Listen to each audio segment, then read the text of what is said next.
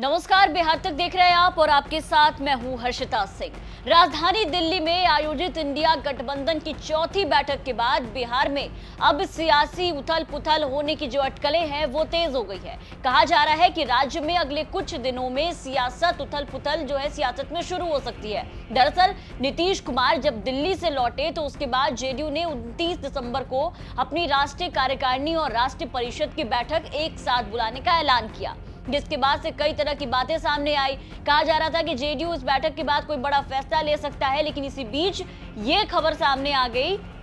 जिसने सभी को चौंका दिया कि जेडीयू से अब ललन सिंह, जो कि नीतीश कुमार के काफी करीबी हैं, उनकी छुट्टी हो सकती है। और लगातार इस ऐलान के बाद जब बैठक का ऐलान किया गया तो कहा जा रहा है कि बैठक में राजीव रंजन सिंह उर्फ ललन सिंह को जेडीयू पार्टी के राष्ट्रीय अध्यक्ष पद से अब हटा सकती है। बिहार के मुख्यमंत्री नीतीश कुमार, जिनके पास वर्तमान में कोई भी संगठनात्मक पद नहीं है, वो जेडीयू के अध्यक्ष का पदभार संभाल सकते हैं। आपको बता दें कि ये बड़ी जानकारी सूत्रों के हवाले से सामने आई है, जहां ये बताया गया कि अब नीतीश पार्टी की कमान खुद संभाल सकते हैं। हाल के दिनों में ललन सिंह की लालू यादव के साथ करीबी काफी ज्यादा बढ़ी है, जिसको लेकर के फिलहाल जेडीयू में दो संभावनाएं बन रही है, जिसमें से एक ये कि पार्टी में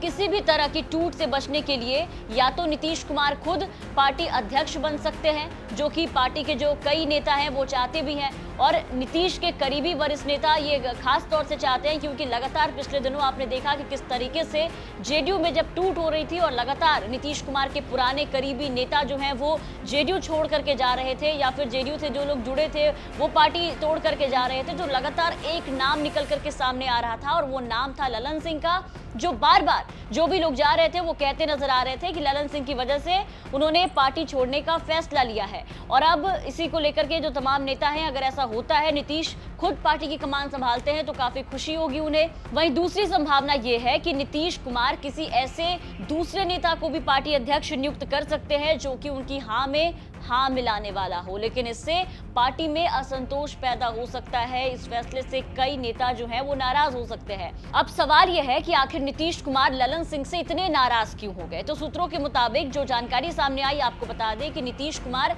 ललन सिंह से कामकाज के तरीके और खास करके हाल के दिनों में जिस तरीके से आरजेडी सुप्रीमो लालू प्रसाद यादव और डिप्टी सीएम तेजस्वी यादव से उनकी नजदीकियां बढ़ी है, उनकी बढ़ती नजदीकियों से नाराज हैं। बिहार के राजनीतिक गलियारों में चर्चा है कि ललन सिंह 2024 का लोकसभा चुनाव फिर से मुंगेर से लड़ने के इच्छुक थे, जहां से अब वो वर्तमान में जेडीयू सांसद हैं। और अब खबर ये है कि अगर ऐसा होता है तो वो आरजेडी के टिकट पर चुनाव लड़ सकते हैं। सियासी हलकों में ऐसी अटकलें हैं कि नीतीश कुमार ललन सिंह के साथ साथ पार्टी के कुछ वरिष्ठ नेताओं से नाराज हैं, क्योंकि उन्होंने बैठक के दौरान नीतीश की महत्वाकांक्षाओं को सही तरीके से इंडिया गठबंधन के नेताओं के समक्ष नहीं रखा। जब पश्चिम बंगाल की मुख्यमंत्री ममता बनर्जी और अरविंद केजरीवाल ने अप्रत्याशित रूप से बीते दिन जो बैठक हुई, वहां पर कांग्रेस अध्यक्ष मल्लिकार्जुन खड़गे को ब्लॉक के संभावित पीएम चेहरे के रूप में घोषित किया, तो कुछ नेताओं ने कथित तौर पर सोचा कि क्या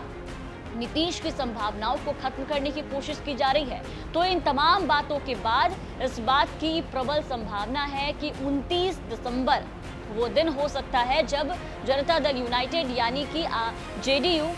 राष्ट्रीय कार्यकारिणी और राष्ट्रीय परिषद की बैठक करेगी, तो ललन सिंह शायद वहां से बाहर हो जाएंगे और नीतीश कुमार 2024 के लोकसभा चुनाव के लिए पार्टी अध्यक्ष का पद संभाल लेंगे। समझा जाता है कि नीतीश को उनके करीबी विश्वास पात्रों ने सलाह दी है कि उन्हें खुद ही पार्टी अध्यक्ष का जो पद है वो संभाल लेना चाहिए और खुद ही सब कुछ देखना चाहिए, क्योंकि इससे पार्टी के भीतर किसी भी तरह की कलह से बचने में मदद मिलेगी और पार्टी भी सही तरीके से चलेगी। जेडीयू का इतिहास रहा है, अगर आप गौर करके देखें, कि जब भी राष्ट्रीय कार्यकारिणी और राष्ट्रीय परिषद की बैठक एक साथ बुलाई गई है तो पार्टी के राष्ट्रीय अध्यक्ष को बदल दिया गया है। अगर नीतीश कुमार किसी और को भी पार्टी अध्यक्ष नियुक्त कर सकते हैं, जिसमें जनता दल यूनाइटेड के सांसद रामनाथ ठाकुर का नाम सामने आ रहा है, इनके नाम पर काफी जो अटकलें हैं वो तेज हो चुकी हैं कि इनको नियुक्त कर सकते हैं। और अगर